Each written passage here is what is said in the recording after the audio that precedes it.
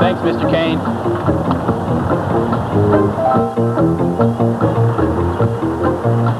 Keep these goals. List the strengths that you see in yourself that will be sources of knowledge. Forget that some goals may be listed in more than one section. I hear there's a lot of activity on the 19th floor today. That's right, Kane. If all goes well, you'll be the next vice president. Thanks, Bill. You know, us older guys have to stick together.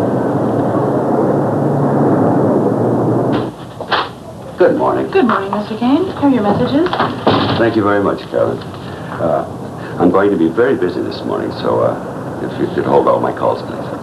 Well, Kane has been a loyal employee for 20 years. Granted, and his sales record speaks for itself. 3 years ago, he outsold everyone in the company.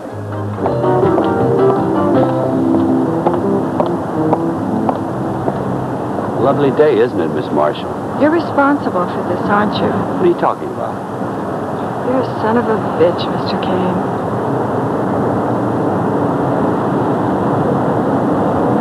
Do you usually resort to blackmail? No, not usually. But I'll tell you, there's nothing personal. We want the same thing. I'm getting older, and I've been with this company a long time. And I will not be passed over for this promotion. What do you want me to do? I want you to give up. Good little girl. I'm not a good little girl. So dramatic? Millicent, Mr. Kane's here to see you. Excuse me, Ann.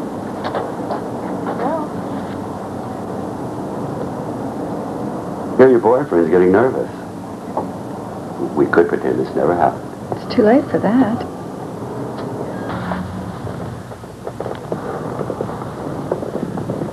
Carr's just sitting in the meeting, ready to play the tape, as soon as I give him the signal. Max Stein's just waiting to publish his article. By the way, I read it. It doesn't make you look too good. They don't have any proof. Besides, I'll deny it. I've been doing some taping myself. Do you remember our meeting in the park? Do you usually resort to blackmail? No, not usually. But I'll tell you, there's nothing personal. We just want the same thing. I'm getting older, and I've been with... You won't use that. Max Stein has a copy. Miss Marshall, Mr. Kane, we're ready for you now. Thank you. Blackmail's a felony. Pardon? Oh, nothing. I was just wishing Mr. Kane good luck.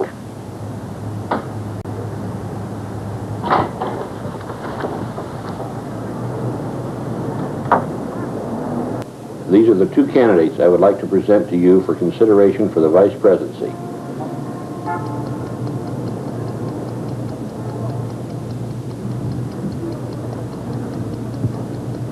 The vice presidential position requires strategic planning in implementing new economic programs. Mr. Kane has worked at the Forest Corporation for 20 years. He's worked as project manager. He's worked as a personal aide to Mr. Forrest, and currently he's in sales. He has also been active in the employee steering group. Miss Marshall graduated at the top of her class from the Harvard Business School. She's worked at the Forest Corporation for 2 years, starting as a personal aide to Mr. Alvin. She soon moved to the electronics field. Her service in this division has helped the Forest Corporation become a leader. Mr. Carr, you mentioned something about additional information concerning their qualifications? Yes, I have, Mr. Price. Bill. No. On second thought, why, it's really not applicable.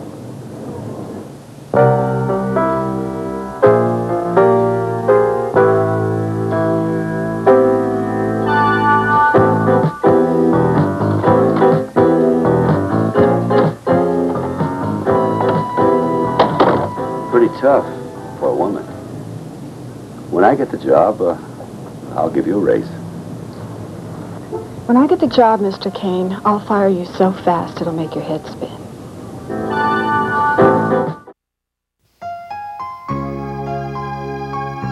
In time of sickness, when you need a prescription filled, some concerned parents might run in different directions. You can depend on us at Remedy Drugs. Pleasant. Caring. Remedy Drugs. Knowledge that you can depend on. Service that you can count on. This is Divorce Court, presided over by Judge William Keene. In the case we'll be seeing today, James Quinn is suing Luella Quinn, his wife of 3 years, for divorce on the grounds of mental and physical cruelty. Mrs. Quinn is countersuing on grounds of adultery and mental cruelty. Ms. Cooper, do you want to reserve your opening statement or make it now? May I make it now, Your Honor? Thank you. You may. Your Honor, Mrs. Quinn also went into this marriage with very high hopes, but he turned out to be nothing but a wild beast. His real true love and his only love turned out to be young, innocent girls. Your Honor, my client asks for a divorce on the grounds of adultery and mental cruelty. Was your marriage a happy one, sir? Yes, for the first 2 years. But then Luella began to bring home every animal imaginable. The last count, it was 5 geese, 10 rabbits, 15 chickens, a lizard, 2 boa constrictors, and 5 chicken hawks. She never had time for me. It went on, and she just never had time for me. I imagine, Mr. Quinn, you found it somewhat difficult to live under those conditions. Yeah. Are you kidding? How would you like to have chicken hawks swoop down on you? Or how about dog dung in the bathtub and on the carpet? My God, the house smelled like a sewage treatment plant. No wonder we didn't have any friends. Did you talk to your wife about your feelings regarding your home life, sir? Yes, I told her how much our hours at home alone meant to me. And I begged her not to bring home any more animals, so we could have more time together. She responded by bringing home a raccoon. I was just so lonely that she didn't have a second for me. Would it be a fair statement, sir, that Mrs. Quinn preferred the animals to you? Well, I think it boils down to that. She spent hours cooking for her menagerie, and all I ever saw was a lukewarm TV dinner. Our pet food bill was $600 a month, and she had these 2 monkeys, Pete and Repeat. Those 2 caused me no end of grief. How was that, Mr. Quinn? Well, they were her private foot soldiers. They slept in a basket right next to our bed, and every time I'd try to make love to my wife, they'd scream and attack me. Needless to say, their vigilance ruined our sex life. That's when I understood that I was nothing more than someone to pay the bills, and nothing more. Then after that, Lou got colder and colder, and she became downright vicious. What do you mean vicious, Mr. Quinn? Well, she ordered her pet bull terrier, Roscoe, to attack me. Yeah, I was walking out to my truck, and suddenly this white mass of muscle hurled himself onto me, ripped open my leg with his teeth, and my leg was like hamburger by the time he let go. 25 stitches and a limp. Cross-examination. Thank you, Your Honor.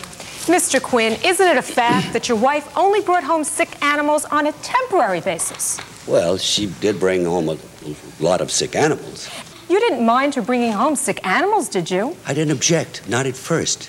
But she cared more for those animals than she did for me, especially those monkeys. But, Mr. Quinn, didn't you give her those monkeys as a wedding present? Yes, but that's one present that I will regret. Haven't 3 female employees filed sexual harassment complaints against you this last year? I fired those girls because of incompetence. And they all ganged up on me and filed those complaints out of revenge. And didn't your wife actually find you in the pet store with one of your employees posing nude with a boa constrictor? That was Holly's idea. She's just a crazy girl. And the snake was strategically placed. It was as if she had on a bikini. A bikini. And wasn't your TV show canceled because it was immoral and obscene? Don't be silly. How can a show about animals be immoral? Well, Mr. Quinn, wasn't your show really dropped from the air because the audience saw a film clip of you disrobing and kissing Holly Hunter in indiscreet portions of her body? Luella tried to sabotage me. She spliced that film in the show so as she could mess things up. It was out of context. You mean... Holly was just trying to tease the cameraman. You mean you messed things up? No further questions. All right, you may step down. Your last remark, counsel, is stricken from the record. Call your next witness, please. Well, James... On an actual court case. It was like the inmates from hell had come up to welcome one of their own. When a punk rock star's funeral gets out of control. We wanted in to sing Happy Death Day to you. Judge Jill Jakes and Judge Lewis Welsh preside. Where the issues are real, the decisions are final. Superior Court. What did you do when you were notified of your daughter's death? I mourned. I cried. Father DeFiore was very helpful. He baptized Patty when she was born. Would you please explain to the court just exactly what happened? I arrived at the cemetery chapel at about 11 a.m. Father DeFiore and friends and family were there. The attendants brought in Patty's casket, and we were just beginning the service when this terrible noise began outside. It turned out to be a bunch of those beasts on a sound truck, and they were playing some of the songs made famous by Dead Ned. Were you able to complete the service?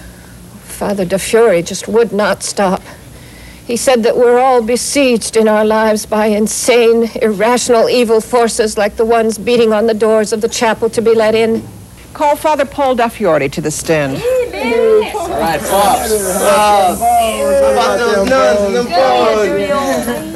Another one of them pranced up to the coffin and put dozens of tiny live toads on it. The people from behind couldn't help but stepping on them, crushing them as they walked. God forgive me. All I wanted was for this burial to be over with. It was like the inmates from hell had come up to welcome one of their own. Is that how you felt about Patty? No. I'd baptized her. I heard her first confession. I can't imagine what drove her away from all of us toward them. Nobody understands the substance of evil, of madness. Did anything especially awful happen at the gravesite? Yes. Oh, yes. I was blessing the casket while those demons were prancing and celebrating. And everyone, normal people at the services, was distraught and utterly demoralized by what was going on. And then before I could finish, two of them got to the casket and they opened it. And all of us saw what the plane crash did to Patty. What did you do? I lost control. I grabbed one of those subhumans and I tried to strangle her. But the security guard pulled me loose. He began hitting out with his club, driving them back so we could close the coffin and bury the poor girl. And at last the police arrived. Do you know how long it took the police to get there? At least 30 minutes. They began arresting all of them that they could catch, and it was days before I could sleep without terrible dreams.